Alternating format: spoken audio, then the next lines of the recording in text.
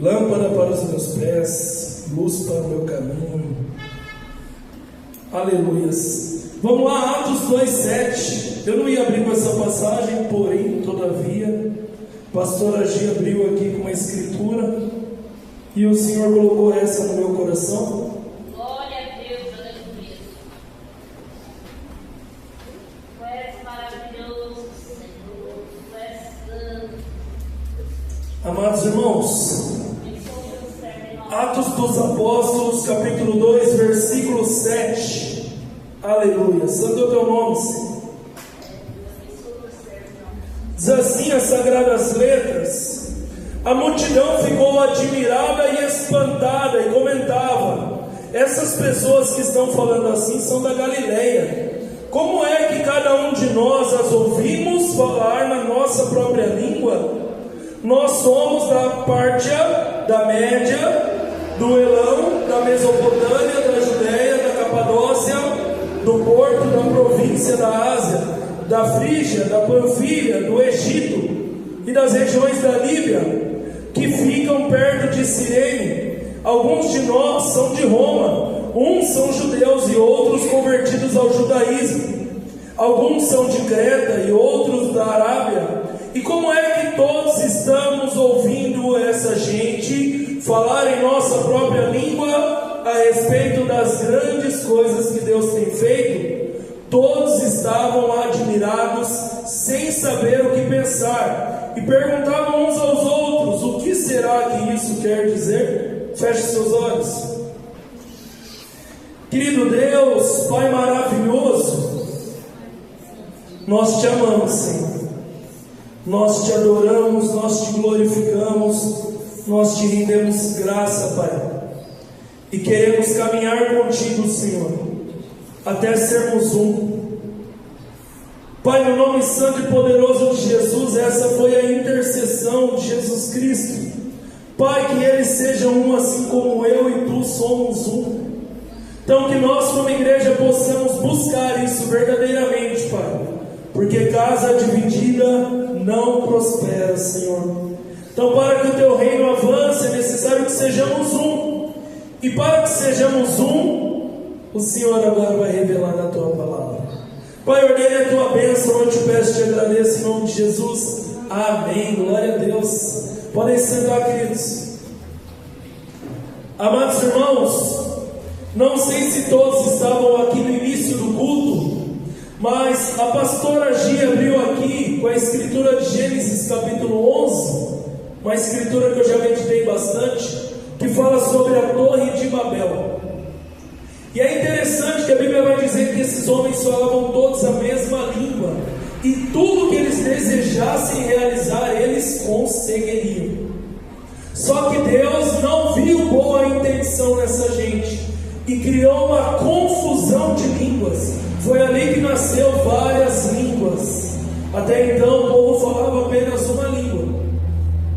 Eu acredito que é o aramaico. Não posso garantir isso para vocês, mas creio eu que é o aramaico. E o que Deus tocava em meu coração enquanto a pastora a gente estava pregando isso aqui? Ali houve confusão de línguas, amém? Em Atos 2 aconteceu o que? A união das línguas. O Espírito Santo restaurou a confusão que havia acontecido em Gênesis 11. O Espírito Santo fez com que homens de vários lugares do mundo todo, que estavam em Jerusalém, ouvissem as maravilhas de Deus, cada um na sua própria língua. Ou seja, o Espírito Santo veio para restituir aquilo que havia se perdido. O Espírito Santo é o ser que acaba com a confusão. Se todos nós buscarmos ser cheios do Espírito Santo, falaremos a mesma língua. Cada um aqui tem uma ideia, cada um aqui tem uma criação, cada um aqui tem uma mentalidade, cada um aqui tem buscas na vida de formas diferentes. Então é natural que sejamos todos diferentes, amém? Mas se vivermos todos pelo mesmo Espírito, o Espírito de Deus, se formos todos guiados pelo mesmo Espírito, o Espírito Santo, toda a igreja será um entre nós e um com Deus Pai, que é exatamente o que nós estamos descobrindo aqui no ensino desde domingo, terça e hoje, amém? Pastor não estava domingo, pastor não estava terça. Para honra e glória do Senhor Jesus, nós estamos gravando as mensagens. Entre lá no nosso canal do YouTube e assista as pregações de domingo e de terça-feira e esteja conectado com a igreja, conectado com a visão de que Deus está revelando para nós, amém? Não veio ao culto, irmãos, a pregação foi para a internet, veja, tá? Veja, porque Deus está trazendo uma construção, e eu acredito, pelo que Ele está trabalhando comigo, que isso vai se tornar algo meio que constante. Ele vai entregar uma mensagem no domingo e vai vir entregando mais sobre a mesma mensagem na terça e na quinta, amém? Glória a Deus. Então, amados irmãos, Ele faz a restauração daquilo que havia se perdido. Ele faz com que o povo de Deus se torne um, se forem todos guiados pelo mesmo Espírito. Casa dividida não prospera. Então você precisa buscar ser um com Deus, e não há outra maneira de fazer isso a não ser sendo um com Deus Pai através do seu Espírito Santo. O Espírito de Deus testifica com o nosso espírito. Aqueles que vivem pelo Espírito conseguem estar mais sensíveis à vontade de Deus, à voz de Deus, à direção de Deus. E eu terminei o culto de terça-feira deixando uma gaveta aberta e não fechei. Depois, vendo a pregação, isso é bom para o pastor também, tá, irmãos? Eu falei, nossa, eu comecei aqui um assunto e não completei, tá errado. O pastor Lucas me ensinou. Então, cuidado, abrir gavetas durante a pregação e não concluir o que você estava falando. E ali, durante a emoção, durante a pregação, eu acabei não completando. Porque é que a blasfêmia contra o Espírito Santo é um pecado imperdoável. Nós estávamos falando sobre isso. Que eu falei para vocês que eu esperneei, rolei, chorei, declarei, jejuei. Eu falei, Pai, me revela, me revela. Porque de certa forma todos nós já blasfemamos do Espírito Santo. Eu falei aqui com quem estava terça-feira. Quantos aqui já reclamaram porque tinha uma igreja barulhenta do lado da sua casa? Tinha uma igreja lá que fazia muito barulho no louvor, na gritaria, e falava, credo, que igreja barulhenta, esses crentes é tudo doido. Você estava blasfemando do Espírito Santo, porque quem estava fazendo esse barulho na igreja é o Espírito Santo. Quantas vezes já ligamos na Record, vimos lá o Universal expulsando o demônio e falamos, isso aí é teatro. Se é ou não é, não sabemos, mas se não é, estávamos blasfemando do Espírito Santo. Era com essa passagem que eu ia abrir, Marcos 3:29. Mas as blasfêmias, o que é blasfêmia, irmãos? Desrespeito, difamação, amém? Contra o Espírito Santo nunca serão perdoadas, porque a culpa desse pecado dura para sempre. Agora a gente vai entender por que Jesus declarou essa palavra em Marcos 3:29, versículo 30. Jesus falou assim porque diziam que ele estava dominado por um espírito mau. Jesus estava realizando uma expulsão de demônio, e eles, vendo a autoridade e poder que Jesus carregava, eles falavam, esse poder vem de Beelzebul, um príncipe infernal. Estavam blasfemando do Espírito Santo. E esse pecado Jesus declara que é imperdoável, amém?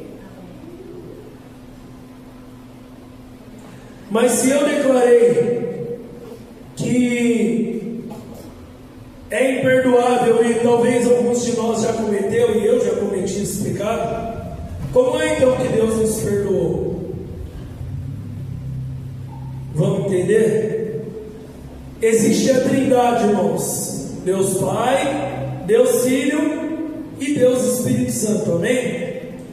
Apesar dos três serem uma pessoa, cada um deles tem um papel diferente dentro do plano de salvação.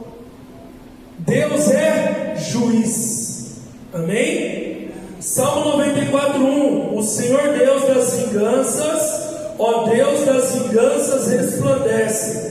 Levanta-te, ó juiz da terra, e dá aos soberbos o castigo que eles merecem. Salmos de número 94 declara que Deus é juiz. Jesus é o que, irmãos?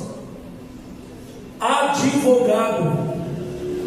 1 João capítulo 2 versículo 1. Meus filhinhos, escrevo-lhes essas coisas para que vocês não pequem. Mas se alguém pecar, temos advogado junto ao Pai, Jesus Cristo, o justo, e Ele é a propiciação pelos nossos pecados, e não somente pelos nossos próprios, mas também pelos do mundo inteiro. Propiciação, o que significa isso? Aquele que aplaca a ira de Deus. Amém?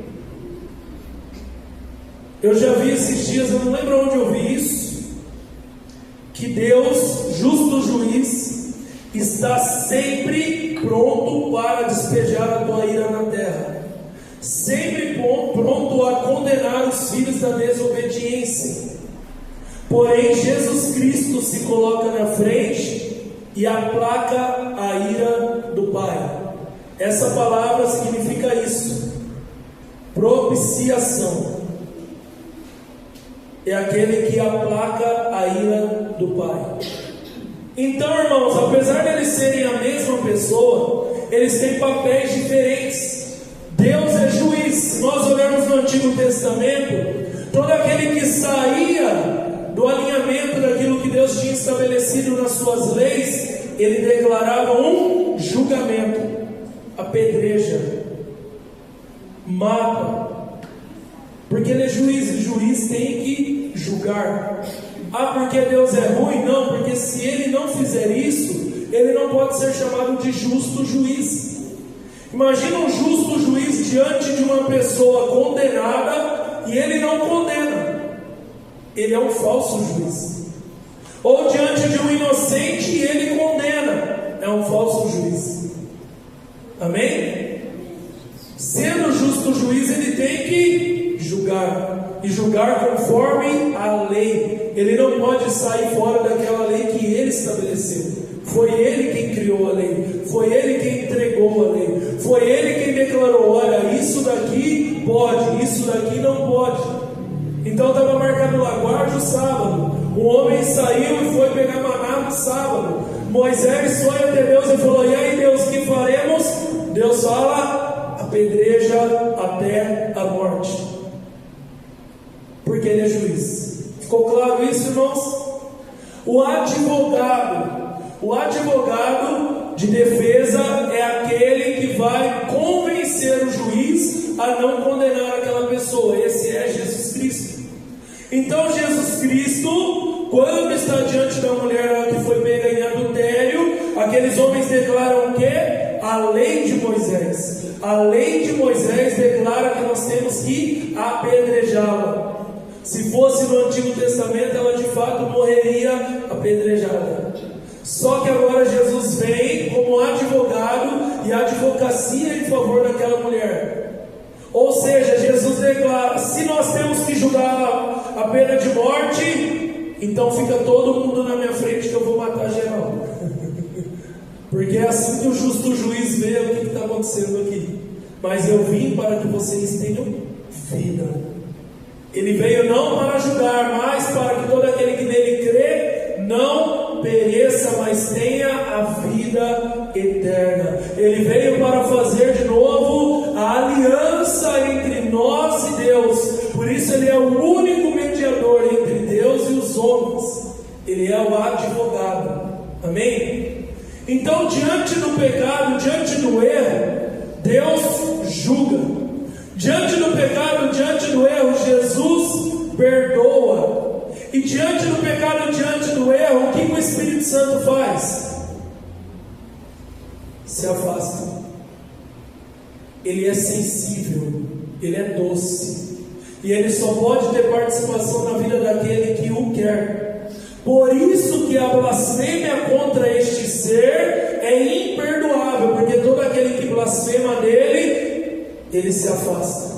Não tem comunhão com ele. E sem comunhão com ele é impossível agradar o Senhor. Nós vamos chegar lá.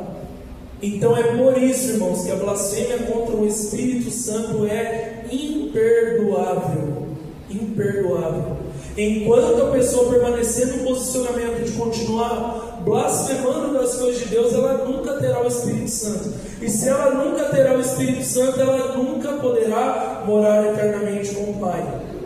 Então o pecado contra este ser tão maravilhoso é imperdoável.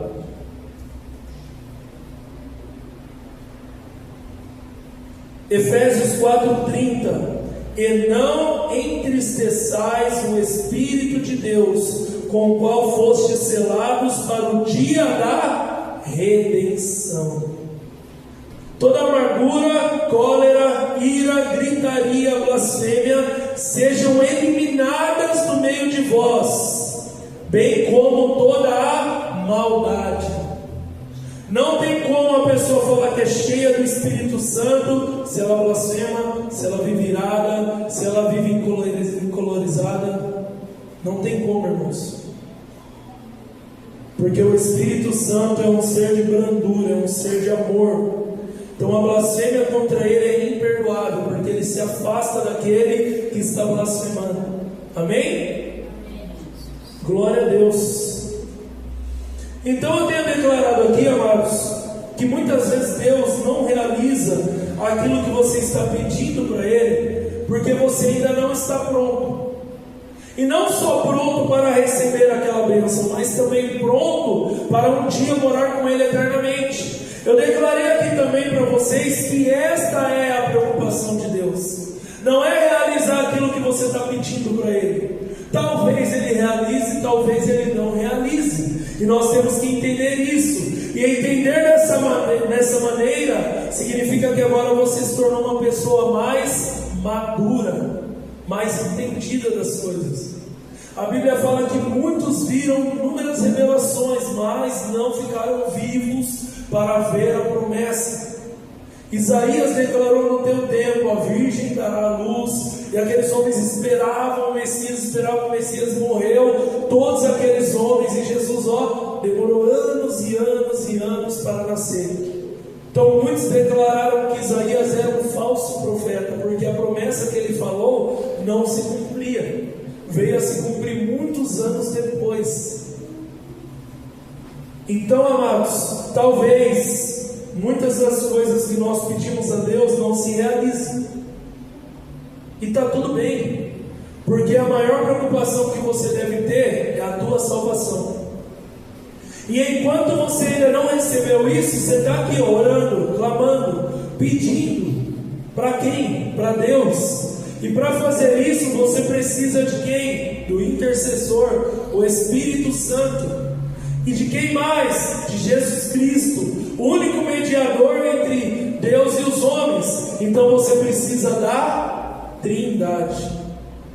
Por que não dá para orar para Maria, para José, para Benedito, para Pedro, para Paulo, para Moisés, para Abraão?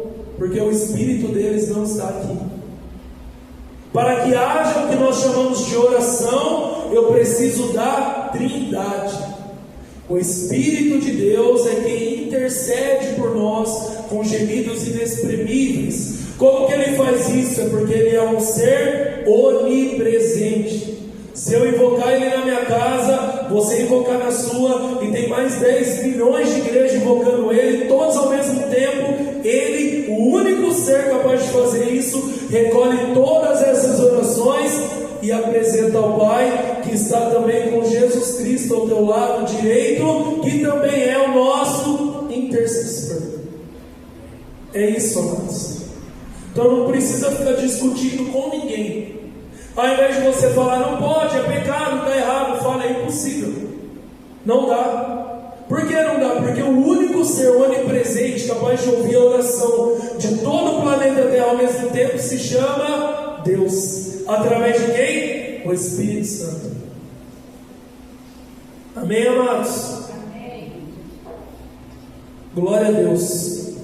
Então, nesse período, você está se relacionando com Deus. Existe um estudo científico que fala que você se parece, tem os mesmos resultados ou resultados semelhantes às 5 pessoas que você mais convive. E se dessas 5, 3 delas são o Pai, o Filho e o Espírito Santo?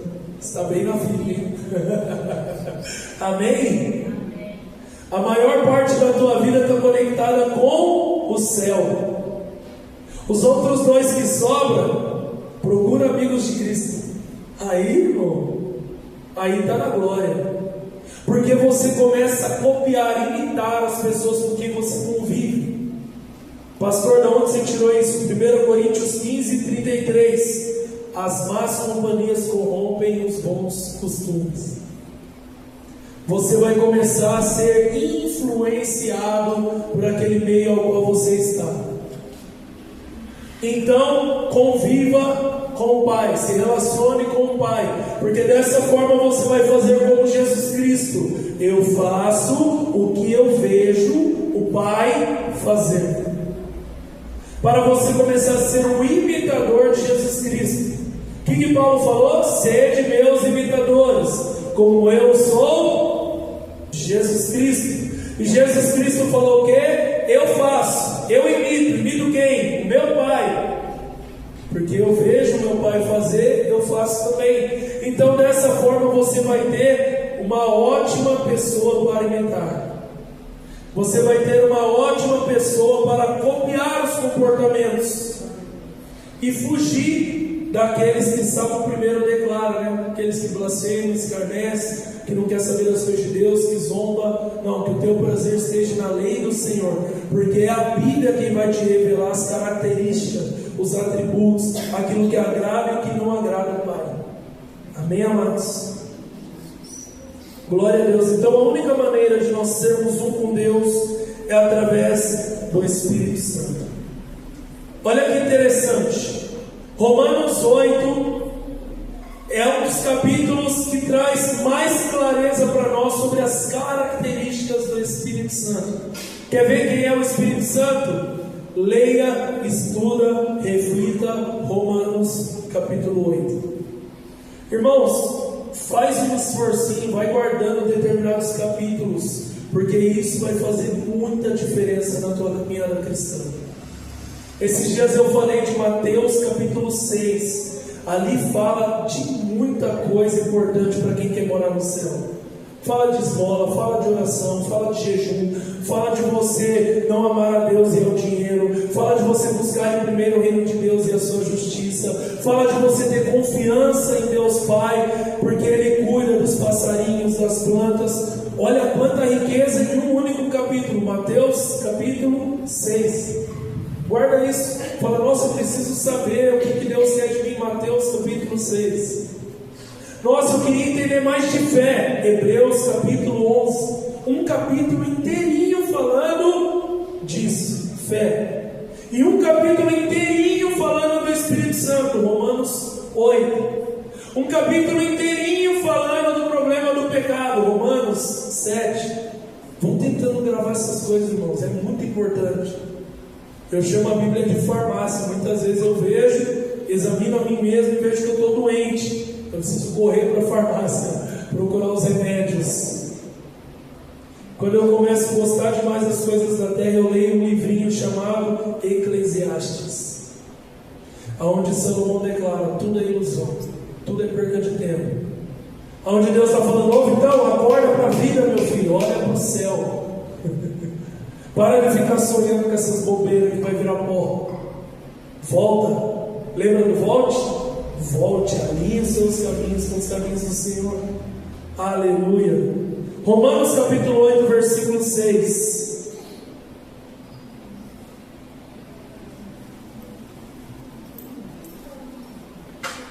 Olha que perfeito isso, irmãos. Não tem como ser mais claro. As pessoas que têm a mente controlada pela natureza humana acabarão morrendo o quê? Espiritualmente. Quem tem a sua mente controlada pela carne vai morrer. Morrer de que forma? Vai morrer literalmente? Não. Vai morrer espiritualmente. Mas as que têm a mente controlada pelo Espírito de Deus, declare: eu. Ah, não, desse jeito não convenceu. Declara: eu. Eita glória!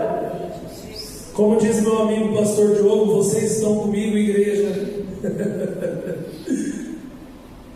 Mas as pessoas que têm a mente controlada pelo Espírito de Deus terão a vida eterna e a paz. É para nós, irmãos.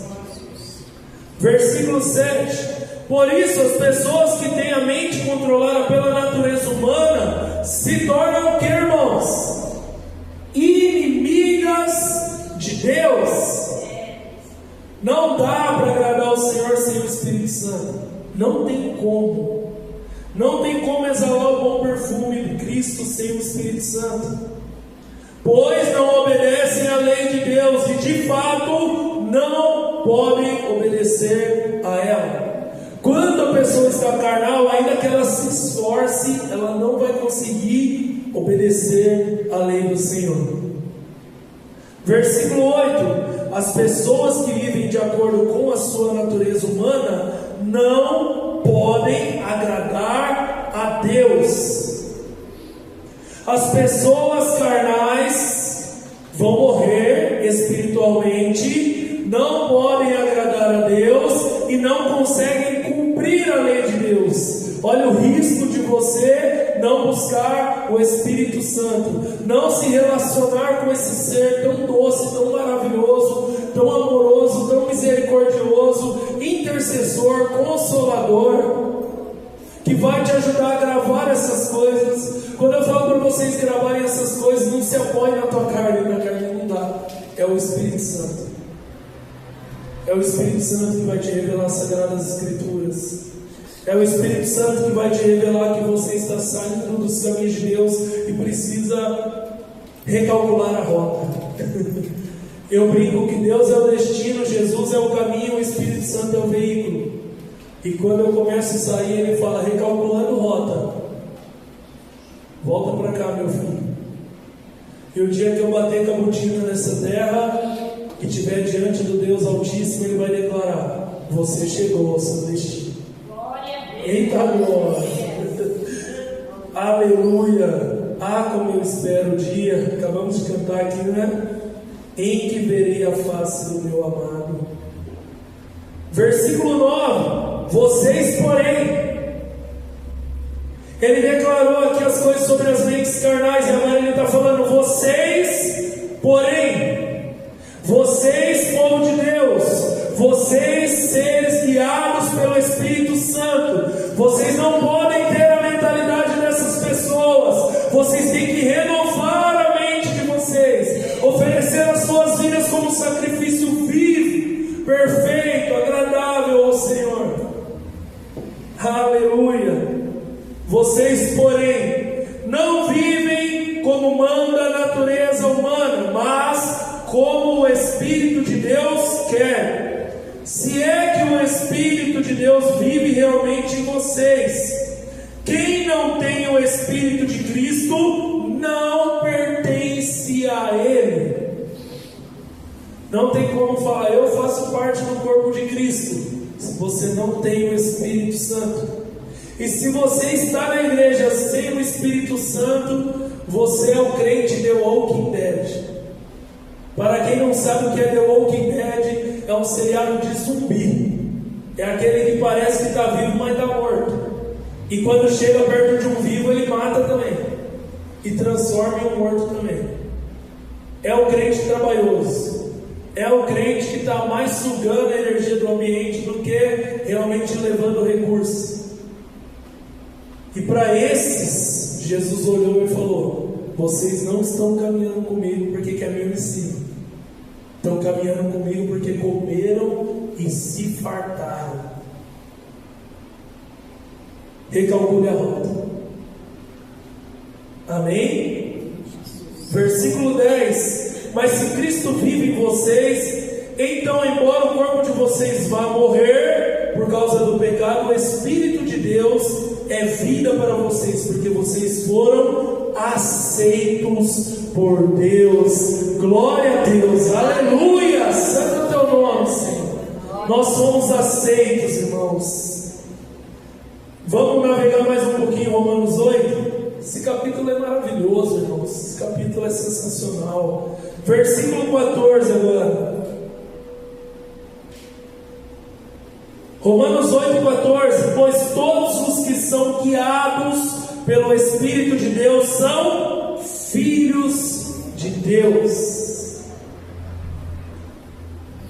Porque vocês não receberam um espírito de escravidão para viverem outra vez atemorizados, mas receberam um espírito de adoção, por meio do qual clamamos: Abba, Pai. O próprio Espírito confirma ao nosso espírito que somos filhos de Deus.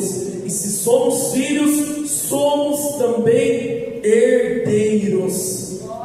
Herdeiros, irmãos, herdeiros. Guarda essa palavra, as 7 chaves no seu coração. Não ande atemorizado com absolutamente nada, porque você é filho de Deus. E se é filho de Deus, você é herdeiro. Isso chama identidade com Deus o Pai. Em Cristo Jesus somos mais do que vencedores. Em Cristo Jesus nós triunfamos, exalando o bom perfume de Cristo em todos os lugares que vamos. Em todos os lugares que nós estivermos, irmãos, o Espírito Santo está conosco, nos guiando, trabalhando em nós, operando em nós. E esse Espírito Santo, irmãos, ele está acessível a todos os seres humanos. Só que o que vai fazer você ter ele ou não é o tamanho da tua sede e da tua fome. Deus não faz acepção de pessoas, amém? Ele não tem filhos prediletos. O pastor Vitor é mais amado do que o irmão. Não tem, ele não tem filhos prediletos. Mas o que a Bíblia declara para nós? Buscar-me-eis e me achareis, quando me buscardes de todo o vosso coração. Jeremias 29:11. Eu é que sei os pensamentos que tenho a respeito de vocês, diz o Senhor, são pensamentos de paz e não de mal, para dar-lhes um futuro e uma esperança. Então vocês me invocarão, se aproximarão de mim em oração, e eu os ouvirei. Crente que não ora está com defeito de fábrica, irmãos. Não tem como ser cheio do Espírito Santo sem oração, sem jejum, sem meditar as Escrituras. Não dá, irmãos. É loucura querer fazer a obra sem realizar essas coisas na tua vida. Sabe por quê? Quando você realiza a obra, o inferno se levanta contra você.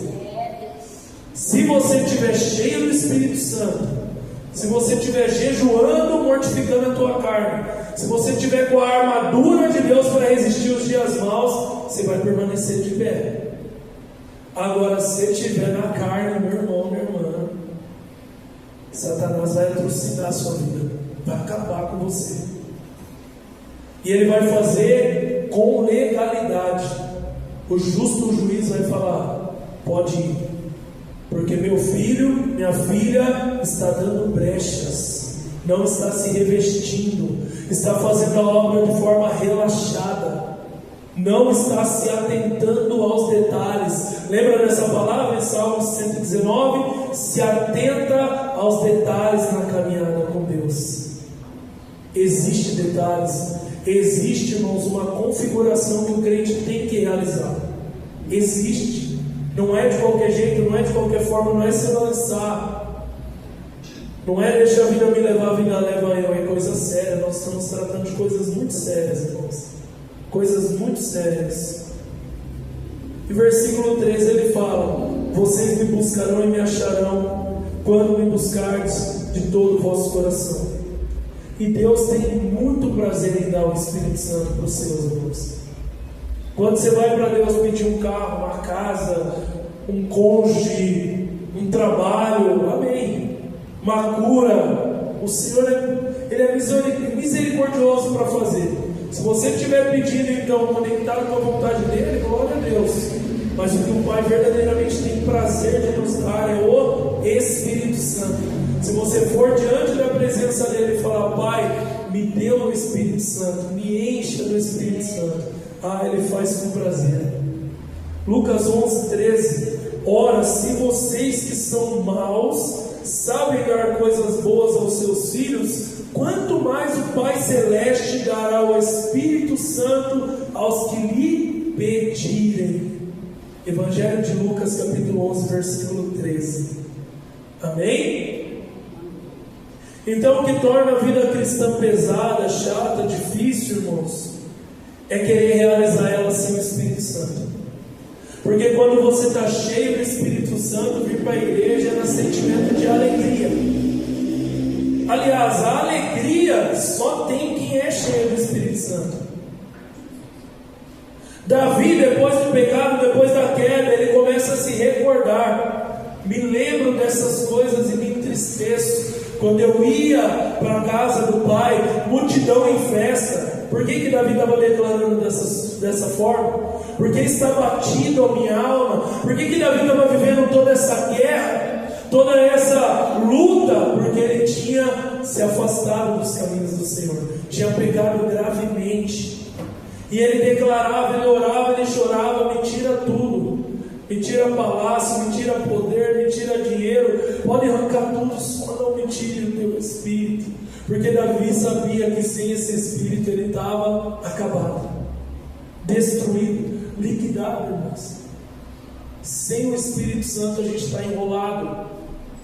Eu estou lendo pela terceira vez e falo para vocês: leiam esse livro, Bom Dia Espírito Santo. Livro sensacional. Eu estou lendo pela terceira vez. É muito bom, irmãos, muito bom mesmo. Leiam esse livro do Benihim, é excelente. Vamos encerrar. A Bíblia declara, irmãos: examine-se o homem, pois, a si mesmo. E eu estava pensando nessa palavra, exame. Por que você realiza um exame? Para você ver como é que está, não é? Quem sabe receber um diagnóstico. Olha, você está com uma pré-diabetes, olha, tem uma hipertensão, olha, está amarrado em nome de Jesus, irmãos. Mas você faz os exames para você ver como é que você está. E dependendo de como você está, você precisa ir à farmácia, agora comprar remédio, fazer um tratamento, ir ao médico, amém? Ser tratado por enfermeiros, dependendo do que você tem. Falei aqui da diabetes, às vezes tem que aplicar insulina. Geralmente quem administra isso são os enfermeiros. Então, examinar, pois, a si mesmo é para você ver como é que está a sua vida espiritual. Se você precisa correr para o médico dos médicos, porque você enxergou aí doença, enxergou aí um diagnóstico. Se você precisa correr para a farmácia chamada Bíblia, onde tem todos os remédios, os medicamentos que você precisa para ser curado na vida espiritual. Gálatas 5:22. Existem evidências de que você está cheio do Espírito Santo ou vazio do Espírito Santo. Ali você vai conseguir olhar para as obras da carne e olhar para o fruto do Espírito e agora examinar-se, pois, a si mesmo. Só que eu só vou falar de coisa boa hoje, só vou falar do Espírito Santo, amém? Gálatas 5:22. Mas o fruto do Espírito é amor. Está amoroso? Está cheio. Alegria. Vive alegre? Está feliz? Está sorridente? Está saltitante? Está cheio. Paz.